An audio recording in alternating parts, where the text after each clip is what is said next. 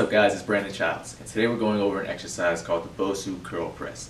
And this is a great exercise, central nervous system exercise that's going to help challenge your balance while improving your coordination and strengthening your core and shoulders.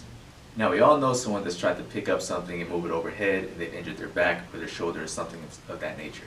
Now what this exercise is going to do is going to put your body in an unstable position, a controlled unstable position, where you can teach yourself how to properly balance your core and your hips and initiate energy from there into lifting up something heavy overhead into that motion so that you're not putting yourself at risk for those injuries.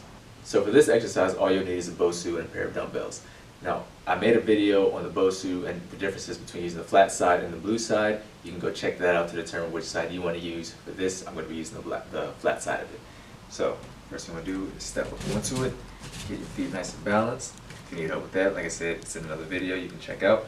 Then from there, once you feel stable, now you have an option here. You can either use 1 or 2 dumbbells depending on what your goal is. If you want to train yourself to basically lift things with both hands, like big boxes or things like that, then you can use 2 dumbbells. If you want to train yourself in your core and get a little more of a challenge, then you want to use 1 dumbbell. So I'll use 1 dumbbell just to kind of show you the extra benefits that you can get from it. So the moment you pick up the dumbbell on one side, your hips are going to want to shift to the other way to kind of counterbalance, which is what our bodies normally do. So what you're going to have to do is basically relax your knees and basically keep the Bosu nice and flat to make sure it's stabilized and everything is activating the right way. And then from there, once you're in a good position with your pelvis up, shoulders back and engaged, Bosu's nice and flat. It's okay if it wiggles around a little bit. That's just your nervous system trying to figure out what it's doing to balance. You can go ahead and begin the curl and then pressing up. Now as you press up, you're going to want to really shift to one side. You really have to engage your oblique to keep yourself nice and straight, and that's why I say, or that's why I personally like to use 1 dumbbell at a time, because you get an extra core exercise on the sides to keep you neutral, versus if you have both dumbbells, you don't get as much as an oblique exercise.